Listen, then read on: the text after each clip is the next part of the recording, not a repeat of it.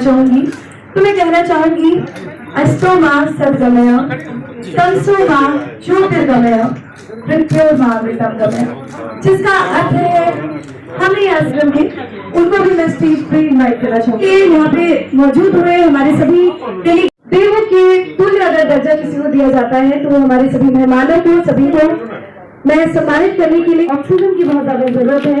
और कोविड काल में हम लोग सीख गए कि किस तरह से ऑक्सीजन बहुत ज्यादा जरूरी होता है और ऑक्सीजन के लिए भी हमें कई बार पैसे देने की तैयारियां होनी चाहिए।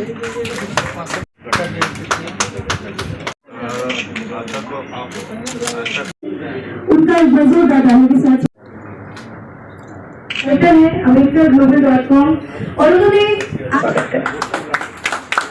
पहले मैं जितने हमारे सामने में देखने इसके बारे में सोचा गया और ये इसलिए सोचा गया कि मैं 12 सालों से दुबई में रह रहा हूँ और मेरे जो साथी भी हैं और उसके पहले भी दुनिया के दूसरे देशों में रह चुका हूँ। जवाहरलाल नेहरू यूनिवर्सिटी से पढ़ने के बाद राजनीतिक और सामाजिक जो एक और उनकी वहाँ पे जो दिन प्रतिदिन जो समस्याएं होती हैं हमारी संस्था ने उसी को मकसद से वहाँ पे इस चीज को स्टार्ट किया। और के जो नाम होते हैं उसमें भारत के किसी नेता का नाम नहीं होता था। समाज के उस तबके तक पहुँचाना है जिसे पंडित दीनदयाल उपाध्याय ने अंत्योदय का नाम दिया था। और वास्तव में भारत के यशस्वी प्रधानमंत्री श्री नरेंद्र भाई मोदी ने जो समाज के कमजोर तबके से निकलकर भारत के प्रधानमंत्री के तक पर पहुंचने का काम किया, हिस्सा बना है। और वास्तव में जो संवैधानिक व्यवस्था है भारत की और उसमें जो समानता का अधिकार है, भारत में जन्म लिया हुआ हर बच्चे को उतना ही हक है जितना मंच पर बैठे हमारे सभी महानुभावों का है और मुझे।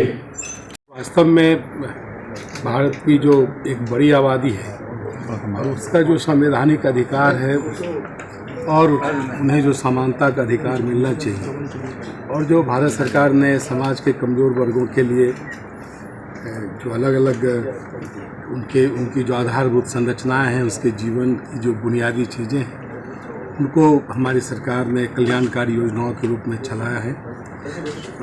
ये सारी चीज़ें उन तक पहुँचे तभी सामाजिक समावेशन हो पाएगा। और भारत के यशस्वी प्रधानमंत्री ने जो आत्मनिर्भर भारत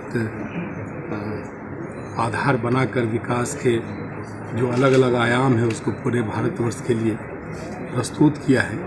कहीं न कहीं समाज का वो तबका जो बुनियादी सुविधाओं से वंचित था उन तक पहुंचाने में जो हमारे आज के संवाद में हिस्सा ले रहे हैं उन सारी बातों पर चर्चा करेंगे।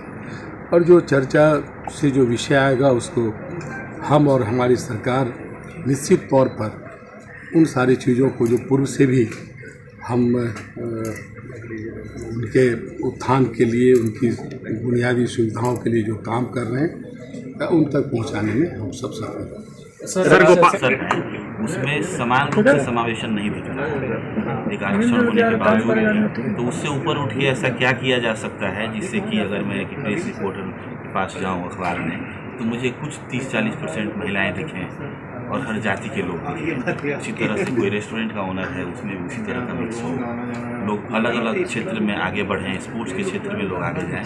तो यही हमारा संदेश है और इसको हम पहुंचाना चाहते हैं डिफरेंट जो स्टेक होल्डर्स हैं और वो लोग यहाँ पे आए हुए हैं और मीडिया भी आप लोग स्टेक होल्डर हैं, उसके ज़रिए हम लोग ये संवाद भेजना चाहते हैं। चाहेंगे कि आप लोग रुकिए और 3 घंटे तक और बाइट लेके जाइए नहीं, और उसके बाद से पूरे संवाद को सुनिए और उसके बाद से विश्लेषण कीजिए और इसका निष्कर्ष।